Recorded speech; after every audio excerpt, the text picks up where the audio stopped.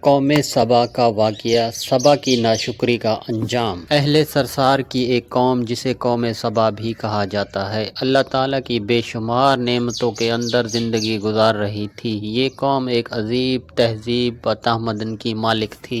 حضرت داؤد علیہ السلام اور حضرت سلیمان علیہ السلام کی باعظمت حکومتوں کے بعد ان کی حکومت زبان زد خاص و عام تھی۔ کہا جاتا ہے کہ یہ لوگ گندم کے مغز سے آٹا پیس کر روٹیاں پکاتے تھے، لیکن اس کے برعکس وہ اس قدر اسراف کرنے والے اور ناشکرے تھے کہ انہی روٹیوں کے ساتھ بچوں کا پخانہ صاف کرتے۔ بعضا ان آلودہ روٹیوں کو اکٹھا کرنے سے ایک پہاڑ بن گیا تھا۔ پھر ایک صالح شخص نے وہاں سے گزرتے ہوئے ایک عورت کو دیکھا جو روٹی کے ساتھ بچے کے پخانے کے مقام کو صاف کر رہی تھی۔ اس شخص نے عورت سے کہا، تیرے اوپر افسوس، خدا سے ڈر، کہیں ایسا نہ ہو کہ خدا تیرے اوپر اپنا غضب ڈھائے اور تجھ سے اپنی نعمت چھین لے۔ اس عورت نے جواب میں مذاق اڑایا اور مغرور انداز میں کہا، جاؤ جاؤ، گویا میں کہ مجھے بھوک سے ڈرا رہے ہو۔ جب تک سرسات جاری ہے مجھے بھوک سے کسی قسم کا کوئی خوف نہیں۔ کوئی زیادہ عرصہ نہیں گزرا تھا کہ اللہ تعالیٰ نے ان لوگوں پر اپنا غضب ڈھایا، پانی جو کہ زندگی کی بنیاد ہے ان لوگوں سے چھین لیا، یہاں تک کہ قحط نازل ہوا۔ بات یہاں تک پہنچ گئی کہ ان کی ذخیرہ کی ہوئی تمام غذا ختم ہو گئی۔ آخر کار وہ مجبور ہو گئے کہ انہیں آلودہ روٹیوں پر ٹوٹ پڑے جو ان لوگوں نے اکٹھے کر کے پہاڑ کی مانند ڈھیر لگایا ہوا تھا، بلکہ وہاں سے روٹی لینے کے لیے صف لگتی تاکہ ہر کوئی وہاں سے اپنے حصے کی روٹی لے سکے۔ کفران نعمت، قحط اور ان کی بدحالی کے بارے میں متعدد روایت موجود ہے۔ سورۃ نحل کی آیت نمبر 112 اور 113 میں یوں ارشاد ہوتا ہے، اور اللہ نے اس بستی کی مثال بھی بیان کی ہے جو محفوظ اور مطمئن تھی، اس کا رزق ہر طرف سے باقاعدگی سے آ رہا تھا، لیکن اس بستی کے رہنے والوں نے اللہ کی نعمتوں کا انکار کیا تو خدا نے انہیں بھوک اور پیاس کا مزہ چکھایا، صرف ان کے ان اعمال کی بنا پر جو کہ وہ انجام دے رہے تھے۔ اور یقیناً ان کے پاس رسول آیا تو ان لوگوں نے ان کو جھٹلایا، تو پھر ان تک عذاب آ پہنچا کہ یہ سب ظلم کرنے والے تھے۔ اسی قوم سبا کے بارے میں ایک اور واقعہ بیان ہوتا ہے کہ ان لوگوں نے اپنی زراعت کو بہتر طور پر کاشت کرنے کے لیے پانی ذخیرہ کرنے کی خاطر بلق کے دو پہاڑوں کے درمیان ایک بہت بڑا بند محراب تعمیر کیا ہوا تھا۔ سوراخ اور دوسرے پہاڑوں سے گزرا ہوا پانی اس بند میں آ کر وافر مقدار میں جمع ہو جاتا تھا۔ قوم سبا نے اس پانی سے صحیح طور پر استفادہ کرتے ہوئے وسیع اور عریض اور بہت سے خوبصورت باغات لگائے اور کھیتی باڑی کو رونق بخشی۔ ان باغات کے درختوں کی شاخیں اس قدر پھلوں سے لدی ہوئی تھی کہ کہتے ہیں کہ اگر کوئی شخص سر پر ٹوکری رکھ کر ان کے نیچے سے گزرتا تو پھل خود بخود ٹوکری میں گرنا شروع ہو جاتے اور قلیل مدت میں ٹوکری تازہ پھلوں سے بھر جاتی،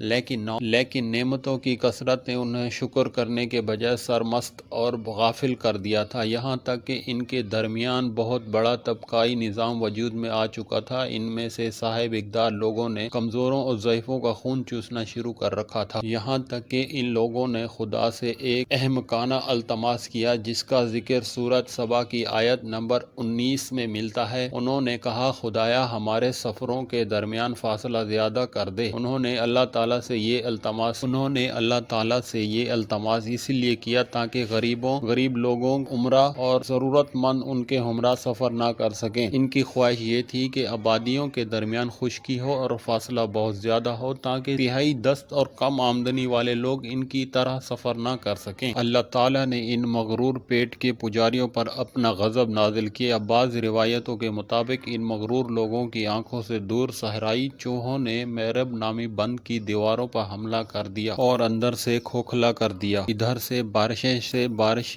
سے بارشیں زیادہ ہوئی جن کی وجہ سے سیلاب آ گیا اور اس بند میں پانی بہت زیادہ اکٹھا ہو گیا۔ اچانک بند کی دیواریں ٹوٹی اور اس سے ایک بہت بڑا سیلاب آیا جس میں تمام دیہات، آبادیاں، مال مویشی، باغات، کھیتیاں، ان کے محل اور گھر پانی میں غرق ہو کر نابود ہو گئے، اور ان کے باغات اور زراعت میں سے صرف بیری کے درخت اور کچھ جھاڑیاں بچی تھی۔ خوشی اہلان پرندے وہاں سے کوچ کر گئے تھے، جبکہ الوں اور کووں نے قوم سبا کے کھنڈرات میں اپنے گھونسلے بنائے تھے۔ اپنے گھونسلے بنائے تھے۔ اس بات کا ذکر سورہ سبا کی آیت نمبر 15 اور 16 میں ملتا ہے، اور آخر میں سورہ سبا کی آیت نمبر 17 میں قرآن کریم میں اس واقعے کا نتیجہ نکلتا ہے۔ یہ ہم نے ان کی ناشکری کی سزا دی ہے، اور ہم ناشکروں کے علاوہ کسی کو سزا نہیں دیتے۔